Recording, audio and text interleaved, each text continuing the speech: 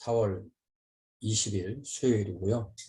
요한복음 18장 1절부터 18절까지 함께 읽고 묵상하도록 하겠습니다.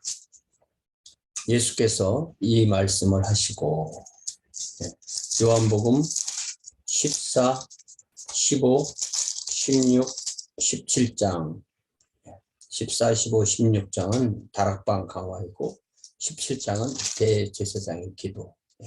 이걸 마치시고 제자들과 함께 기드론 시내 건너편, 기드론 시내가 예루살렘과 예루살렘 동쪽에 있는 감난산 그 사이를 가로지르는, 북에서 남쪽으로 가로지르는 시내이고요.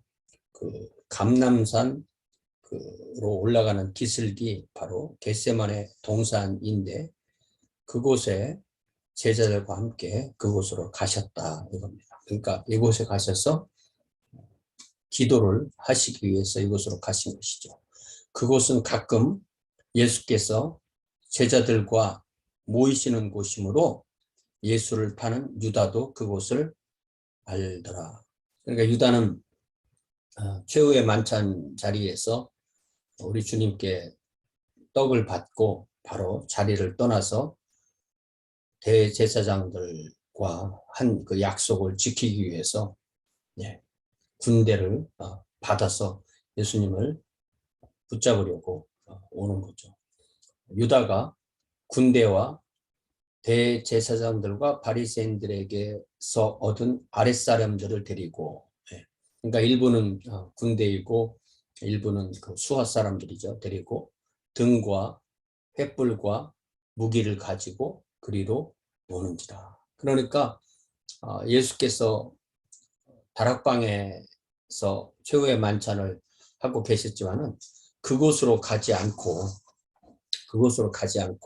겟세마네 동산으로 왔다는 것은 그만큼 이 유다 입장에서는 예수님의 동선을 꿰고 있었다는 그런 의미가 되는 거죠. 그러니까 유다를 생각하면 왜 유다가 예수를 팔았을까? 아마 자기가 원하는 메시아가 아니었기 때문에 예수님을 팔지 않았을까? 이런 생각을 우리가 할 수 있거든요. 결국은 우리가 원하는 예수님과 예수께서 원하시는 우리, 예수께서 우리에게 당신을 보여주신 그대로 우리가 예수를 믿는 게 아니고 우리가 원하는 예수를 요구하는 것, 이게 바로 우리의 죄성이고 그것이 그대로 드러난 것이 바로 유다의 모습이라고 할 수가 있습니다. 그래서 우리도 주님께서 우리에게 가르쳐 주시는 대로 주님을 알고 또한 주님께서 가르쳐 주시는 대로 우리를 아는, 이것이 바로 우리의 신앙생활의 전체라고 할 수가 있습니다. 그런데 성경 전체에서 유다는 바로 자기가 원하는 예수의 모습을 관철시키기 위해서 자기가 하는 그 모든 것을 드러낸 그런 하나의 대표적인 예로 유다를 생각할 수가 있습니다. 사전에 예수께서 그 당할 일을 다 아시고 나아가 이르시되 너희가 누구를 찾느냐. 이게 이제 공관복음서를 보면 이미 예수께서 겟세마네 동산의 기도를 다 마치신 후가 되는 거죠. 그 마치신 후에 유다가 그곳에 도착했고 예수께서 그들에게 먼저 횃불을 들고 예수님을 찾아오는 그들을 오히려 마중 나가는 스타일로 그렇게 되는 것입니다. 예수께서 만약에 피하시려면 피하실 수 있었는데 그렇게 하지 않았다는 것을 분명히 드러내는 것입니다. 너희가 누구를 찾느냐 대답하되 나사렛 예수라 하거늘 이르시되 내가 그니라. 이게 어두운 가운데서 등불이나 횃불로 사람을 이렇게 찾으려고 할 때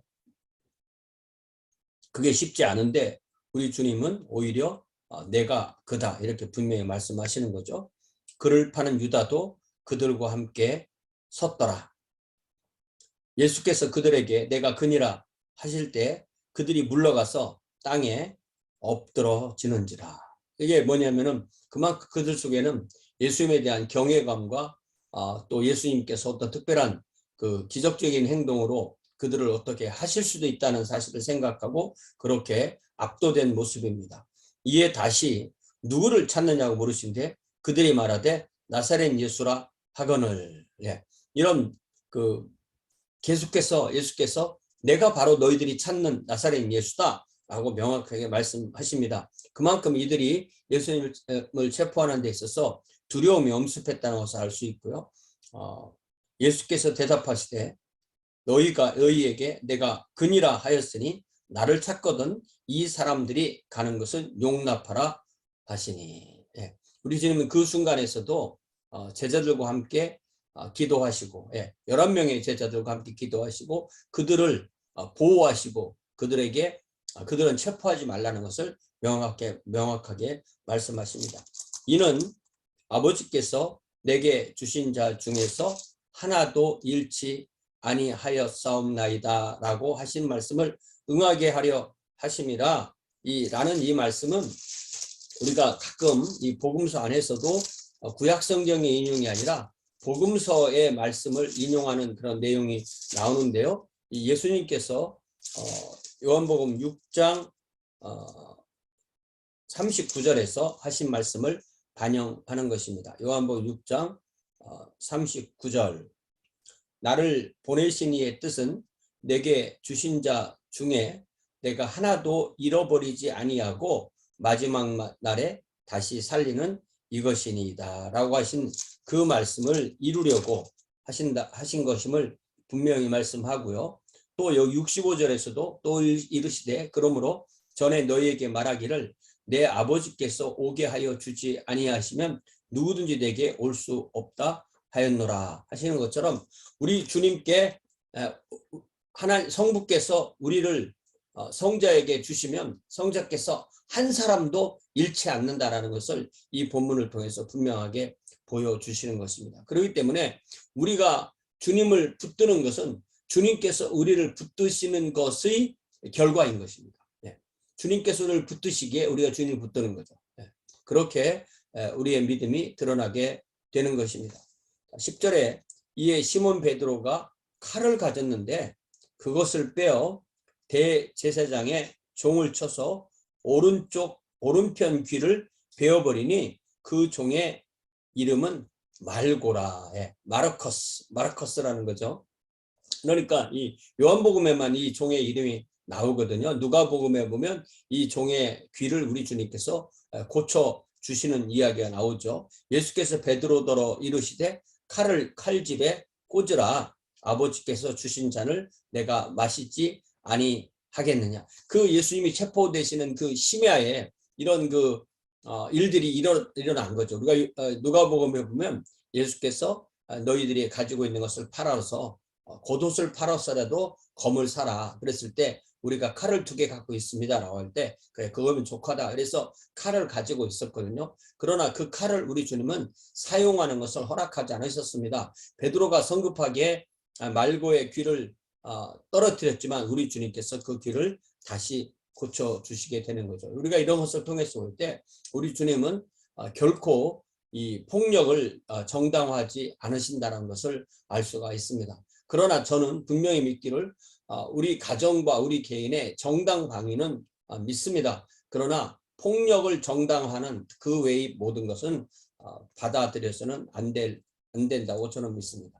자, 그래서 그 다음에 12절 보니까 이에 군대와 천부장과 유대인의 아랫사람들이 예수를 이제 드디어 체포해서 결박해서 이제 움직이지 못하게 끈으로 결박해서 먼저 암나스에게 끌고 가니 암나스는 그 해의 대제사장인 가야바의 장인이라. 그러니까 암나스가 장인, 가야바가 사위인데 이 둘이 거의 20년 가까이 계속 해마다 번갈아 가면서 이렇게 대제사장을 하고 있는 그런 사이였습니다. 자, 그래서 가야바는 유대인들에게 한 사람의 백성을 위하여 죽는 것이 유익하다고 권고하던 자니라. 이거는 우리가 요한복음 앞에서 가야바가 한 말이기 때문에 이걸 좀 찾아서 읽어보아야 되는데요.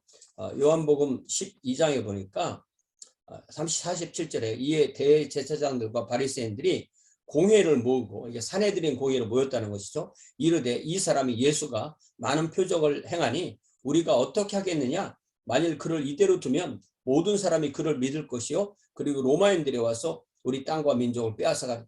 이미 로마인들이 와서 그들을 지배하고 있음에도 이들은 더 그것이 심해질 것을 염려하는 거죠. 그 중에 한 사람, 그의 대제사장인 가야바가 그들에게 말하되 너희가 아무것도 알지 못하는도다. 한 사람이 백성을 위하여 죽어서 온 민족이 망하지 않게 되는 것이 너희에게 유익한 줄을 생각하지 아니하는도다. 대제사장이 하는 일이 제사를 드리는 일이죠. 제사라는 것은 사람을 위하여 짐승이 죽는 것입니다. 그런데 이 대제사장은 이 예수라는 사람을 죽여서 우리 민족을 살리자, 요 말을 하는 거예요. 그래서 51절에 사도 요한이 이걸 해석하기를 이 말은 스스로 함이 아니요 그 해의 대제사장이므로 예수께서 그 민족을 위하시고 또 그 민족만 위할 뿐 아니라 흩어진 하나님의 자녀를 모아 하나가 되게 하기 위하여 죽으실 것을 미리 말함이러라. 이날부터는 그들이 예수를 죽이려고 모의했다. 그러니까 예수님의 죽으심은 성부께서 예수님을 주시려고 하는 것과 이 이스라엘 사람들이 로마 사람들과 힘을 합해서 예수를 죽이려 하는 그것이 딱 맞는 것입니다. 하나님의 의지대로 예수님을 죽게 하시고 또 사람의 의지대로 예수님을 죽게 했는데 그것이 하나님의 뜻을 이루게 되는 거죠. 하나님이 하신 일은 다 이렇게 사람의 의지를 이용해서, 하나님의 의지로 사람의 의지를 이용해서 하나님의 일을 이루시는 거죠. 예를 들자면 로마서 9장에서도 인용되는 이 출애굽기에 이 바로가 모세와 대결할 때 바로가 10번이나 그렇게 재앙을 맞으면서도 자기 뜻대로 하나님을 거역하고 강팍해지는 것, 자기 뜻대로 한 거죠. 그러나 그의 마음을 그렇게 움직이도록 하신 분이 바로 하나님의 뜻입니다. 하나님은 하나님의 뜻대로 하셨어요. 바로도 바로의 뜻대로 했어요. 그렇지만 하나님의 뜻이 이루어진 거죠. 네. 마찬가지로 우리 주님께서 십자가에 돌아서 생명을 내려놓으신 것도 누가 그 생명을 빼앗는 게 아니라 내가 생명을 내려놓는다고 우리 주님께서 분명히 말씀하시죠. 요한복음 10장 17절 내가 내 목숨을 버리는 것은 그것을 내가 다시 얻기 위함이니 이로 말미암아 아버지께서 나를 사랑하시느니라. 이를 내게서 빼앗는 자가 있는 것이 아니라 내가 스스로 버리노라. 나는 버릴 권세도 있고 다시 얻을 권세도 있으니 이 계명은 내 아버지에게서 받았노라 하시니라. 그러니까 성부 하나님의 뜻, 성자 하나님의 뜻, 성령 하나님의 뜻이 이루어지는 방향은 다 사람들이나 이 세상에 또 악한 세력이나 이 모든 것의 뜻 안에서 그것이 이루어지는데 그 뜻을 자기들은 자기들의 뜻대로 하지만 그것이 결과적으로는 하나님의 뜻을 이루는 거죠. 그것이 명확하게 이렇게 대제사장 가야바의 말을 통해서 분명하게 드러나고 그것을 사도 요한은 명확하게 요한복음 12장 50절에서 명확하게 이렇게 말하는 거죠. 한 사람이 백성을 위하여 죽어서 온 민족이 망하지 않게 되는 것이 너희에게 유익한 줄을 생각지 아니하는가. 이 사람은 자기 수준에서 이렇게 얘기했죠. 그러나 요한은 그 말을 해석하기를 그 말이 하나님 앞에 어떤 의미 있는 것은 이 말은 스스로 말함이 아니요 그의 대제사장이므로 예수께서 그 민족을 위하시고 또 그 민족만 위할 뿐 아니라 흩어진 하나님의 자녀를 모아 하나가 되게 하기 위하여 죽으실 것을 미리 말함이라. 그러면서 그때부터 그들이 예수님을 죽일 것을 구체적으로 논의했고 이제 그 결과 그 예수님이 잡혔기 때문에 그를 맨 먼저 그 가야바의 장인인 안나스의 집으로 데리고 갔다. 이렇게 되는 것입니다. 그리고 14절에 가야바는 유대인들에게 한 사람이 백성을 위하여 죽는 것이 유익하다고 권고했던 자이다라고 이렇게 반영하는 거죠. 자, 이 상태에서 시몬 베드로와 요한만 두 제자만 예수님을 따릅니다. 시몬 베드로와 또 다른 제자 한 사람이 예수를 따르니. 그러니까 다 주님을 버릴지언정 나는 주님을 따르겠나이다 라고 말했던 베드로, 그리고 예수께서 사랑하셨던 제자인 예수께서 자기를 특별히 사랑한다고 믿었던 제자인 요한, 이 둘이 예수를 따를 때 이 제자가 바로 요한이죠. 요한이 대제사장, 그러니까 안나스와 아는 사람이라, 그러니까 이렇게 서로 어떻게 이렇게 연결점이 있어서 알고 있던 사이고, 대제사장 집에 있는 사람들과도 아는 사이인 거죠. 그래서 예수와 함께 대제사장의 집들에 들어가고, 대제사장의 집이 이제 크고 그 집에 이제 뜰이 있고 거기에 이제 문이 있다고 할 때 거기를 그냥 자기는 쑥 지나간 거예요. 그랬는데 16절에 보니까 베드로는 문 밖에 서 있는지라, 요한과 딱 붙어서 함께 갔으면 됐는데 그렇게 앉지 못하고 이렇게 떨어져서 베드로는 문 밖에 서 있게 된 거죠. 나중에 그 부활의 장면에서도 무덤으로 달려갈 때 요한은 먼저 달려갔는데도 무덤 속으로 들어가지 않고 베드로는 좀 더 나이가 많았는지 좀 늦게 도착했고 달려오는 속도로 무덤 속으로 뛰어들어간 그 이야기가 요한복음에도 나오잖아요. 그래서 이 요한복음에는 요한과 베드로의 관계가 이렇게 종종 나오게 됩니다. 베드로는 문 밖에 서 있는지라 대제사장을 아는 그 다른 제자가 나가서 문 지키는 여자에게 말하여 베드로를 데리고 들어오네. 그러니까 이 문을 지키는 사람이 여자 종이었어요. 그런데 그 여자 종을 통과할 수가 없는 거예요, 베드로는. 그래서 요한이 나가서 얘기하고 내가 아는 사람이다 이렇게 해서 데리고 들어오는 거죠. 그랬을 때 문 지키는 여종이 베드로에게 말하되 너도 이 사람의 제자 중 하나가 아니냐?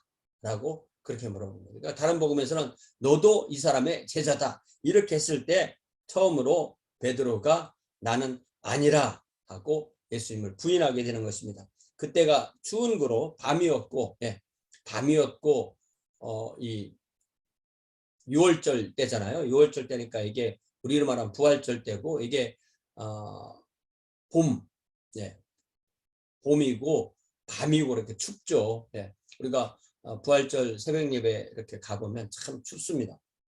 자, 그때가 추운 고로 종과 아랫사람들이 불을 피우고 서서 쬐니 베드로도 함께 서서 쬐더라. 그러니까 자기가 이제 예수님에게 이렇게 가까이 접근하지 못하고, 가까이 접근하면 괜히 이제 자기의 정체가 탄로나니까 군중 중에 하나인 것처럼 이 불가에 서서 이렇게 불을 쬐면서 그의 마음은 물론 예수님께 가 있겠죠. 예수님을 향하여 이렇게 쳐다보고 그런 입장이 되게 되는 것입니다. 그래서 오늘 이 본문은 예수님께서 적극적으로 체포당하시는 것과 제자들을 보호하시는 것, 그러면서 제자들이 요한이나 베드로가 다른 제자들과는 다르게 주님을 최대한 가까이 따르지만 직접적인 문제가 올 때 베드로가 예수님을 부인하는 장면, 그리고 유다가 예수님을 잡는데 적극적인 역할을 하는 그런 모습들이 나옵니다. 그래서 우리가 예수님의 이야기를 하다 보면요, 예수님과 함께하는 여러 사람 이야기가 나오게 됩니다. 예수님을 자기가 어떻게 할 수 있다고 생각하는 대제사장 안나스, 가야바, 또 그의 수하의 사람들, 그들에게 붙어서 예수님을 팔았던 유다, 그리고 예수님을 따르는 베드로, 그렇지만 인간적으로 예수님을 부인할 수밖에 없었던 그 베드로의 심정, 그리고 이 모든 것을 다 관찰하고 기록하고 또 참여했던 요한의 모습, 이런 모습들을 보게 됩니다. 우리 주님께서 우리를 한 사람도, 우리 성부께서 성자에게 주신 한 사람도 잃지 않는다는 이 말씀을 통해서 우리도